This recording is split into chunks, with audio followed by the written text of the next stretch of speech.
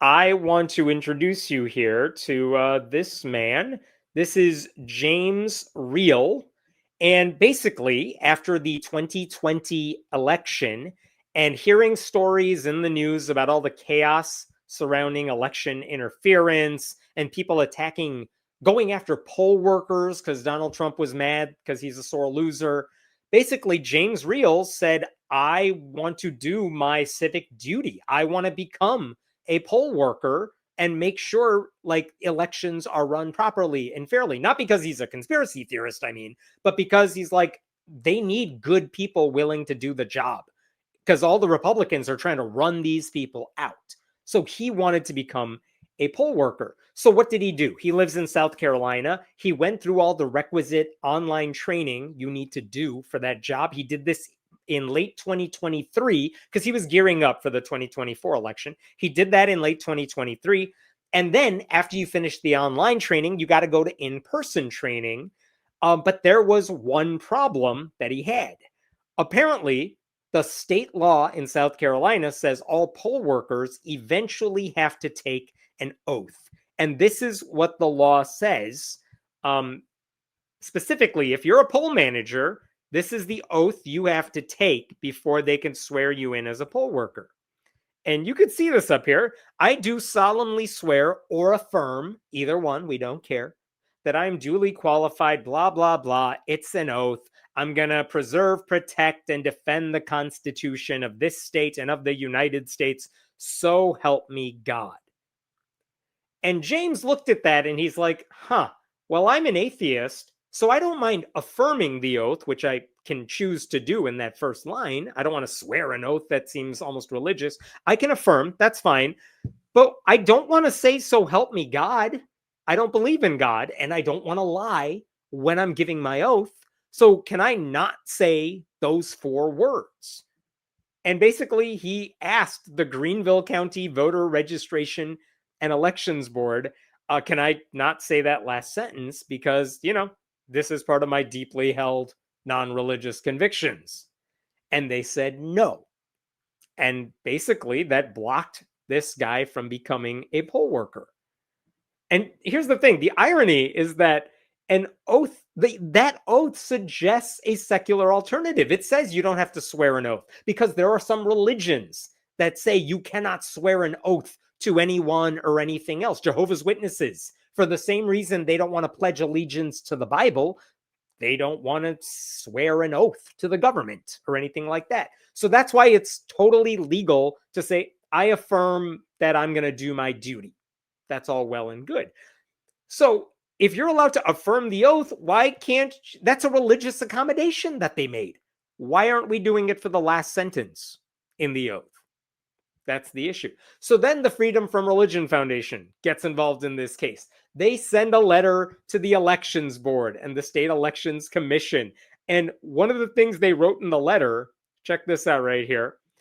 They're trying to lay out for South Carolina's elections people, hey, listen, you're going to lose this case. So bear with us. In 2020, we, FFRF, successfully brought suit in federal court against Alabama for requiring voters to sign a statement on their voter registration form that ended with "so help me God" with no secular alternative. So they won that. In 2023, we sued New Jersey for requiring candidates to swear an oath ending in "so help me God" in order to run for office. Again, there, as you have reportedly done here, the state officials responded to initial communications by saying there's no secular alternative, but both of those states eventually caved and said, okay, I guess there is. And so they won.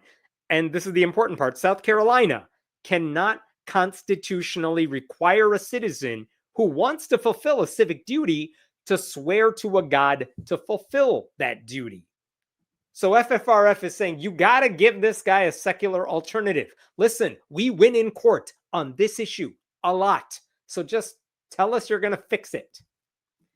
And basically, they never got the response they wanted. The election authorities said, whatever, the oath is the oath. We don't get to change it. We're just following orders. They have no power to change it, which meant the state was either banning atheists from becoming poll workers or forcing them to lie in order to become poll workers. And neither of those is an okay option. So here's the bottom line here.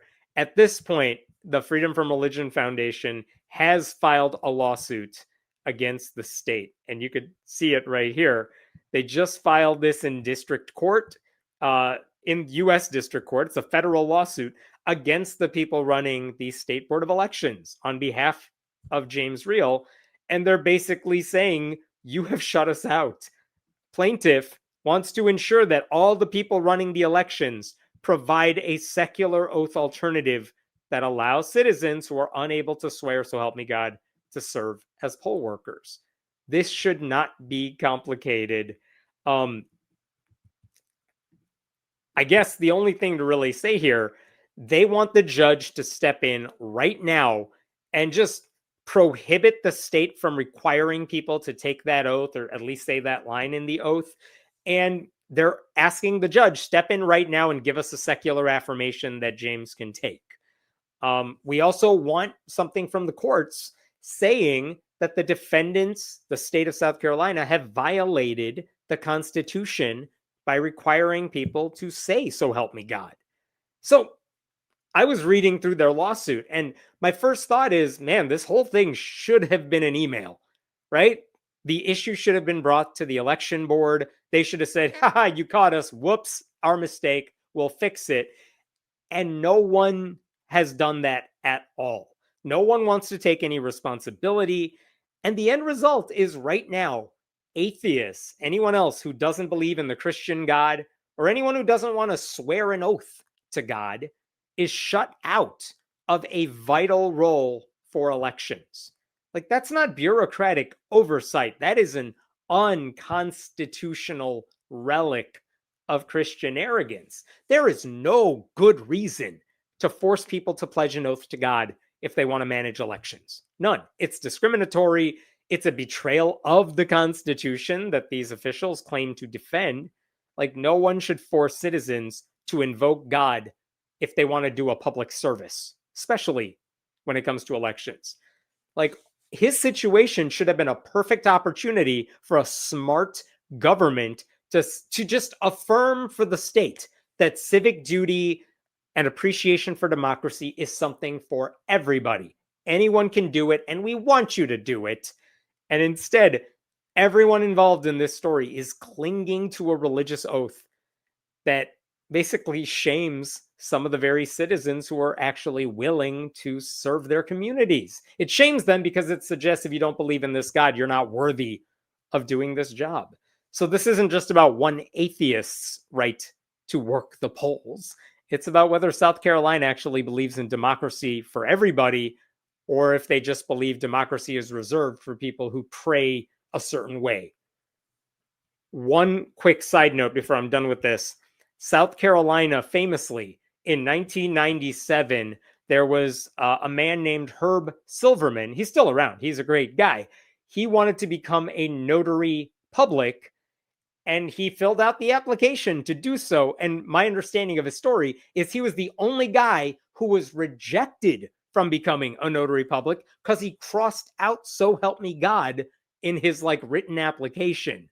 And he sued over it, and he eventually won. I think he won that case. But the funniest thing about it is, previous to that, he had run for governor specifically to overturn that law that required a governor to say, "so help me God" in the oath of office. And when he ran, he called himself the candidate without a prayer because he was a long shot and also play on words. So Herb is an awesome guy. Go, if you don't know who I'm talking about, go Wikipedia Herb Silverman and read a story because it's fantastic.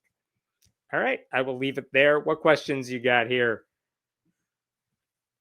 Persecution. I know, religious persecution. You would think the Christian right would be all over this, but they really don't care about religious persecution when it's a religious minority or an atheist who's the victim. Forced lies in an oath is a great start for that oath, right? Like, we're the ones asking to keep things honest, and the state's like, no, we want you to lie. Seems wrong. Makes me wonder if my home state has the same wording in its oath, because it's totally something Texas would do. You know what? I don't know if Texas has that oath anywhere. I imagine, like, I honestly thought South Carolina had taken care of this problem by now. And I suspect that lawsuit's going to be over pretty quickly because someone in South Carolina is going to say, yeah, he doesn't have to say the oath. I think that's how this is going to end because it's a losing battle. But I was surprised that that phrase still exists in a state oath and it's implemented. But I don't know what Texas is up to these days in terms of this.